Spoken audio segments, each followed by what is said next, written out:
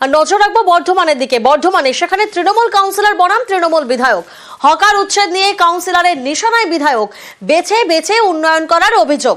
ফের হকার বসানোর হুঁশিয়ারি, পাল্টা সরব বিধায়ক।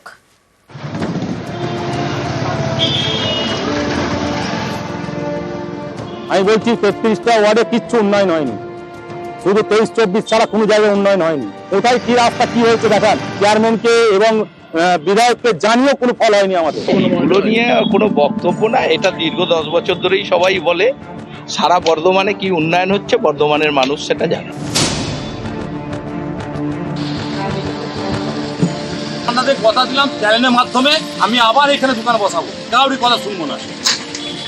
আমাকে তুলে নিয়ে যায়, অ্যারেস্ট করবে, কোনো যায় আসে না। দোকান বর্ধমান শহরে কোথায় সরকারি জায়গায় বসতে দেওয়া হবে না, এটা আমার কথা, এটা হবে না।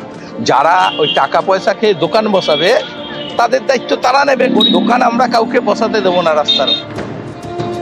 বর্ধমানের 27 নম্বর ওয়ার্ডের তৃণমূল কাউন্সিলর শেখ বসিরউদ্দিন আহমেদ, বর্ধমান দক্ষিণের তৃণমূল বিধায়ক খোকন দাস। স্থানীয়দের দাবি, এই দুজনের মধ্যে বিবাদ দীর্ঘদিনের।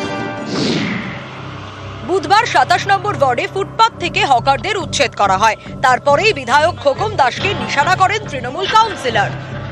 তার অভিযোগ, বেছে বেছে নিজের এলাকায় উন্নয়ন করছেন বিধায়ক। 23 ও 24 নম্বর ওয়ার্ড ছাড়া আর কোথাও উন্নয়ন হচ্ছে না। এই দুই ওয়ার্ড জুড়ে রয়েছে কাঞ্চননগর এলাকা। এখানকারই উন্নয়ন নিয়ে সরব হন তৃণমূল কাউন্সিলর শেখ বসিরউদ্দিন আহমেদ। বাকি ওয়ার্ডগুলির দিকে নাকি নজর নেই বিধায়কের।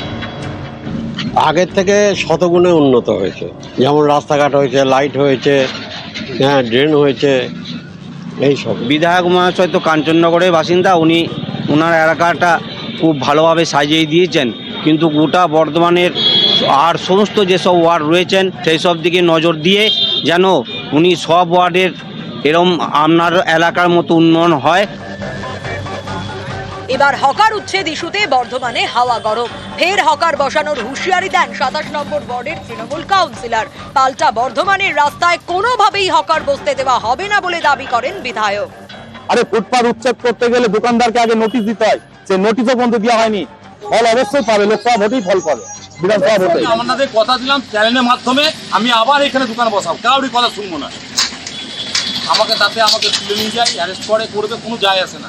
দোকান বর্ধমান শহরে কোথায় সরকারি জায়গায় বসতে দেওয়া হবে না, এটা আমার কথা, এটা হবে না। যারা ওই টাকা পয়সা খেয়ে দোকান বসাবে তাদের দায়িত্ব তারা নেবে। দোকান আমরা কাউকে বসাতে দেবো না রাস্তার। বর্ধমান থেকে শরদিন্দু ঘোষ, নিউজ 18 বাংলা।